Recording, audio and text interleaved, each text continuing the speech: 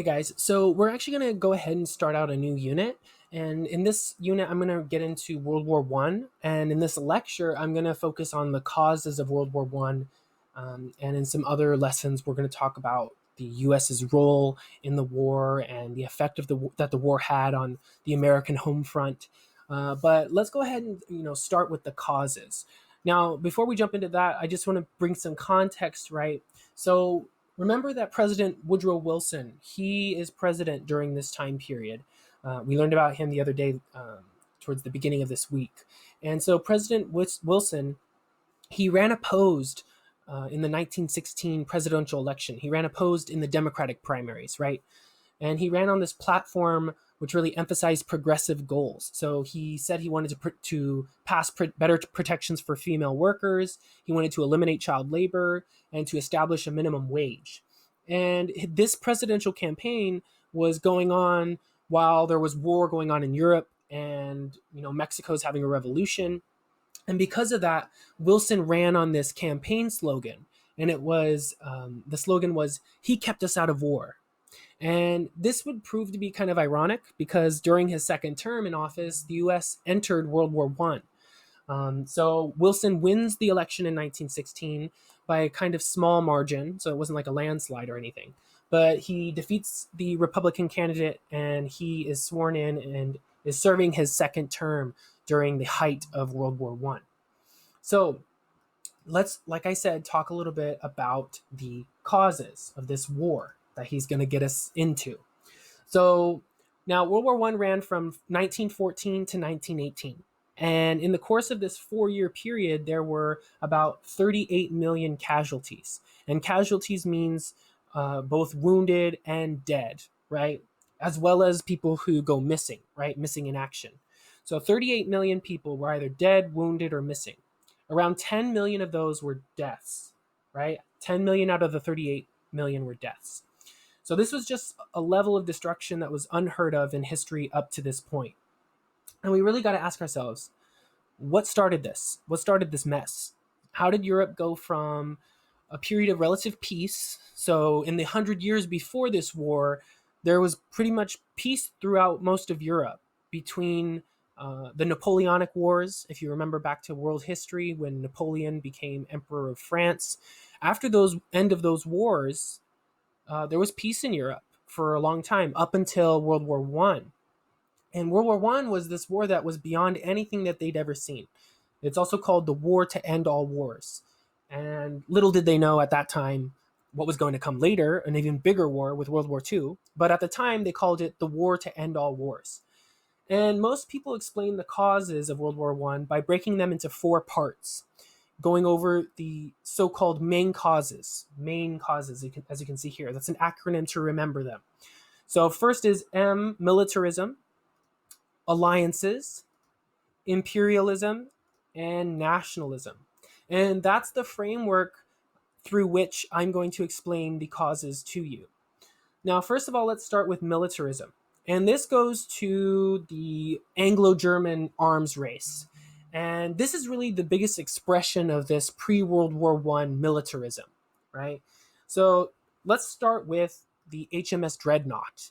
Now that's quite a name, right? Dreadnought. You can already know this is something big, even compared to, all these other ship names here that you see. You have Arrogant, the Gladiator, the Unbeaten, Unbending, Unbroken, Undaunted, Valiant, Vampire, Vanquisher, Vehement, Vengeance, Victory. Lots of V's there, right? and that's only like a few of them, right? Now the Dreadnought, that's just wow. Okay, like this better be good. That's a big ship. This has got to be a big ship. And sure enough, it was. This thing loaded with 12-inch guns. That's like 12 inches in diameter as far as the shells that this thing would put out. And here is the deck of the Dreadnought. At least part of that's the deck. And you can see a cross section and all that kind of stuff. And you see all of these different gun placements. So it's pretty unreal. This is beyond anything that had ever been built, constructed before. So you're really seeing that the Industrial Revolution has been fully realized. So you see here you've got a fully automated loading mechanism. You see this sailor down here at the bottom of the screen. He's just like, all right, I'm just sort of watching this thing do its thing, and this is truly like a killing machine. So much so that it pretty much, the dreadnought renders every other ship ever made obsolete before this point. And what's important to note here is that Britain had all of this naval superiority in the 19th century. So in the 1800s, Britain was known for being the number one naval power in the world. But now that they've made the ship to end all ships, so to speak, now we're starting over at one. And if someone wanted to catch up, they could, right? So let's go ahead and look at this data here. When we look at it at 1870, which is here, this left column, and 1913, which is this right column, and we compare the two, and we look at the manufacturing capacity of the westernized nations. So now looking at 1870, of course, the UK, right here, that being Britain, being the first to start the Industrial Revolution, you could see they were still ahead at this point. Behind them was the United States right here at 23.3%, and behind them was Germany with 13.2. Fast forward to 1913, and again, remember, we're talking about manufacturing capacity, right? We're talking about the Industrial Revolution. This arms race, by arms race, I mean the construction, the making of weaponry, right? And that means manufacturing capacity. So that's why we're looking at these numbers here. So fast forward to 1913, and now we see that, whoa, look at that. Look at the United States, or America, yeah. Way more than Germany and the UK. Actually, more than Germany and the UK combined. If you combine their two totals together, the United States is outpacing all of them. But keep in mind at this point in 1913 that Americans are kind of still on that Washingtonian, Jeffersonian kick, or they're staying out of this thing, right? They don't want to get involved. Even though we were talking about imperialism, right? It was still kind of restrained. The United States did not, they were still kind of isolationist at this point. They didn't want to get involved in this big war, in this arms race. They didn't want to get in the middle of all this, at least at the beginning. And when we look here, we see that in the intervening years between 1870 and 1913, Germany right here has surpassed, it has overtaken the UK in manufacturing capacity, right? So now that means Germany can out-manufacture Britain. So now there's nothing saying that they can't out-navy the British, right? That they might not be able to create a stronger, better navy than Britain. And that fact is going to be the impetus, the cause for this arms race. So they're really thinking that perhaps we can catch up, right? Maybe we can catch up with them. And then relations between Germany and Britain, they aren't going so well anyway. So in addition to this arms race, they weren't really having great relations to begin with. Kaiser Wilhelm II, he was the leader of Germany, right? And the British sometimes called him Kaiser Bill. And Kaiser Bill thought, well, I'm just going to give an interview to the Daily Telegraph, which is this, it was this major newspaper in the UK. It still is today. And he says, I'm going to go ahead and try to smooth over Anglo-German relations. I'm going to try to make things better. Well, he does about the opposite. First of all, somebody asked him something to the effect of, hey, what's up with all this military buildup? You guys trying to compete with the British? And he's like, well, yeah, what else would I be trying to do? And that's not really what the British wanted to hear. And then instead of being cool about it, when he's asked, hey, what about all this distrust between the UK and Germany? Instead of saying, hey, it's cool, man, this is just a misunderstanding, he says, hey, you Brits, you're about as mad as a bunch of March hares. As in, that just means you are just crazy, all right? That's just crazy stuff. And so the British get in their biggest newspaper, they see the headlines, they see the story, one of the biggest papers in the UK, they see the Kaiser of Germany, the leader of Germany, who's saying that y'all are a bunch of crazy people. And of course, we're building up our military to compete with you. And this really did not go over so well. So when you think, I'm going to give an interview to smooth this over, clearly it doesn't always have the intended consequence. And then, of course, there are also Franco-German tensions. So France and Germany also were not getting along before World War I. When we look at the Franco-Prussian War, which took place in 1870, 1871, so France and Germany had been at war already. And when we look at everything that led up to that war and the aftermath of that war, where basically the Germans, they proclaimed their empire at the end of the Franco-Prussian War right there in the French Hall of Mirrors. And they exacted reparations from the French, meaning that they made the French pay them money at the end of the war, after the Franco-Prussian War. And then they took the territory. The Germans took the territory of Alsace-Lorraine from the French. So keep in mind, it's not just the British and Germans. There's a lot of tension between the French and the Germans as well. And so there's these three nationalities that don't really like each other, that are having a lot of tension before World War One. It's building up. Next, we have the alliance system. Now, the alliance system was the byproduct of a man named Bismarck, Otto von Bismarck, who was another leader of Germany. And Bismarck, who was pretty much he was a foreign policy genius for the most part. And what Bismarck thought that he was going to do was to make a system of alliances, which would actually prevent wars. That's what his goal was. This is kind of a recipe for peace and a recipe for maintaining the balance of power through alliances. So he made alliances with Austria-Hungary, right? He made alliances with Austria-Hungary and with Italy down here. And then France and the UK, the green right here, made alliances with each other as well as with Russia. So you've got two major alliances here. First, you have the Central Powers, which is Germany, Austria-Hungary, and Italy, Italy is going to betray them and turn coat during the war. But then the Ottoman Empire, which you can see right here, will join the Central Powers. So for the purposes of this war, the Central Powers are Germany, Austria-Hungary, and the Ottoman Empire. And then the so-called Triple Entente. And entente is a French word meaning something to the effect of understanding. So that was made up of the United Kingdom, aka Britain, France, and Russia. And the objective, remember, is peace, as you can see right here.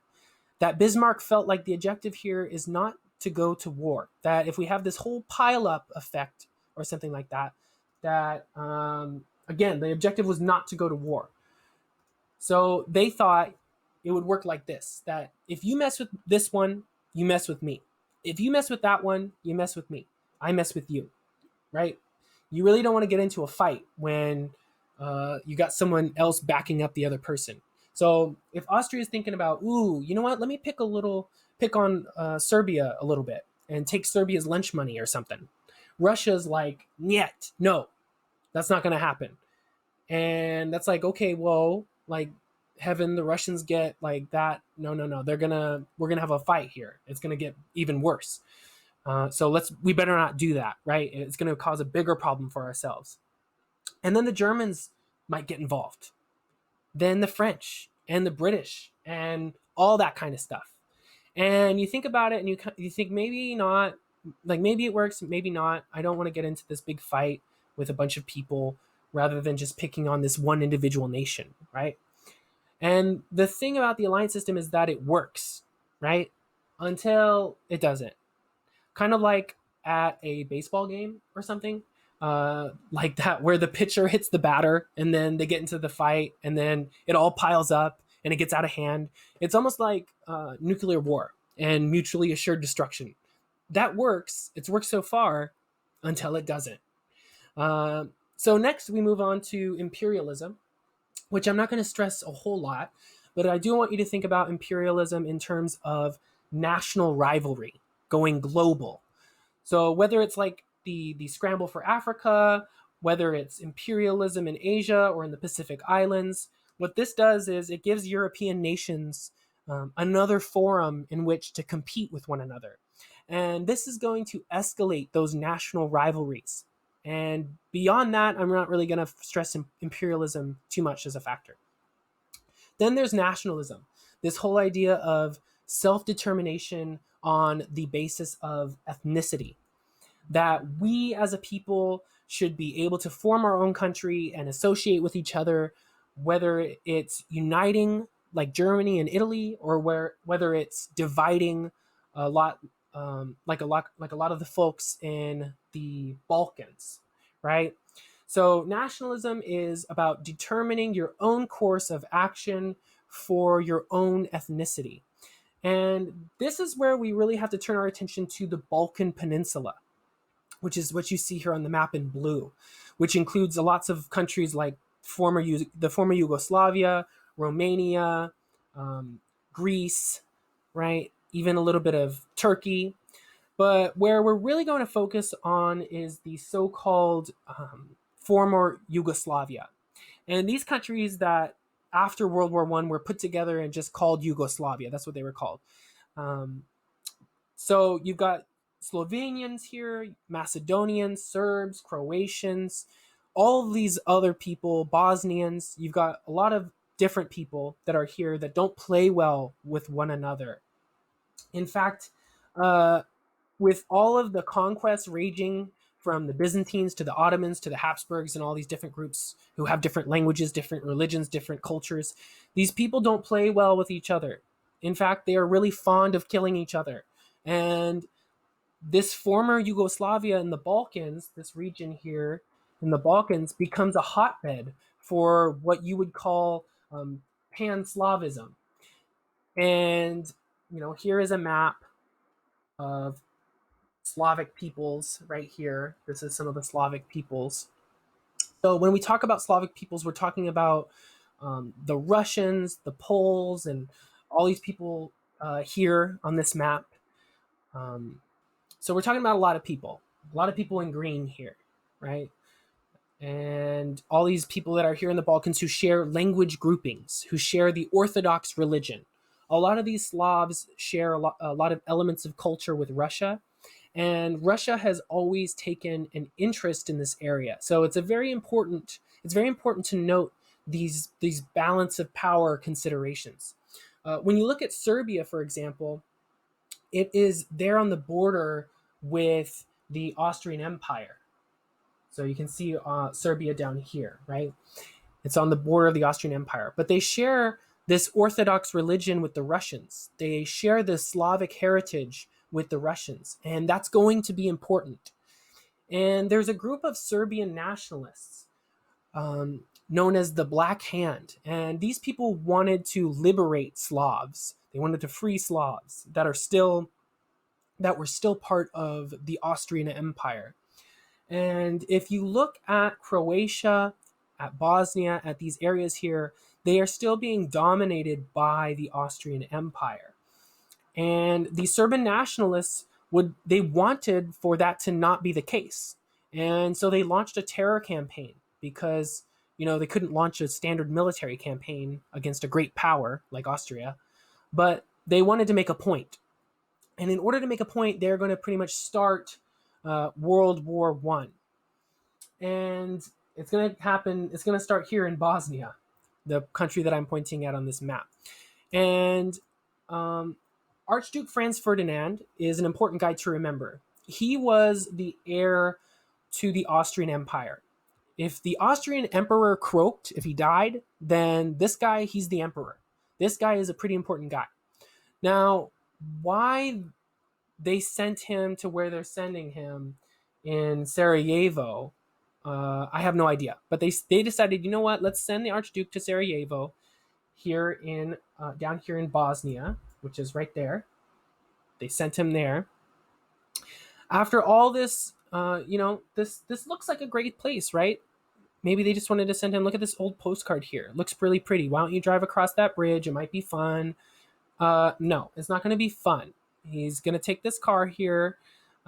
He's got a pretty cool car. It's just like, let's send you over there in a convertible. You can wave at people and they'll be happy. They'll love you. And they'll be like, yeah, we want to be part of this big empire. That really has nothing in common with us or anything like that. Because you got a cool car, man. We like you. And it's not going to turn out as planned. Instead, somebody shot him, as you can see in this picture. He was the victim of a terrorist attack from this Black Hand Serbian nationalist group. And, oh, gross. You can see here, Oh, gross. Mr. Webster, why'd you put that in there? Well, that's because that's his shirt. He got shot. It's sort of like a relic. I don't know why they kept it, but it's still on display if you ever want to see it. I'd kind of like to see it. The shirt that he was wearing when he got shot. So that's it right there. And this event ignites all of these tensions that have been going on here. When you think about this arms race and the tensions between Britain and Germany and between France and Germany, all of the imperialism, the alliance system, as you can see here, that everything is going to go up, right? It's all going to go up in flames, and the biggest war that the world has ever seen is going to start. And this web of alliances is activated. That the Austrians declare war on Serbia. The Russians are like, oh, no, you didn't. Like, no, no, no, no. And then the British come in, the Germans come in, the French come in. The United States is like, no, not yet. But this is what starts the whole thing.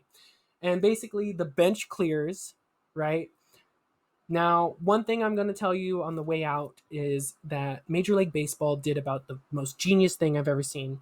All of the fights that you've had, the big brawls and everything, you can go to their YouTube channel, just put in like MLB brawls or baseball brawls or Nolan Ryan, Robin Ventura brawl. That's probably one of the classics. But any of these big brawls, MLB's decided let's put them on YouTube and make some money out of them. So since your teacher's cool, right now you're gonna go. I mean, well, when the video's over, let me finish, okay? Right now, when I finish, you're gonna look at some brawls, maybe like two or three or of them, just to see what I'm talking about. But it's good stuff. Unfortunately, baseball is, it's America's pastime, and it's kind of sad. It's sort of lost interest, but maybe that'll change. So anyway, the bench clears, right? If you get the analogy, the bench clears, and the people, the fight begins, right? And World War I starts. So again, the main causes were militarism, alliances, imperialism, and nationalism. The alliances, the Central Powers, which were Germany, Austria, and the Ottoman Empire, and the Triple Entente, which is Britain, France, Russia, and Italy is going to leave one of them. It's going to leave the Central Powers and join the Triple Entente. So that's about it for the causes. Let me know if you have any questions, and I'll be sure to help you. So good luck.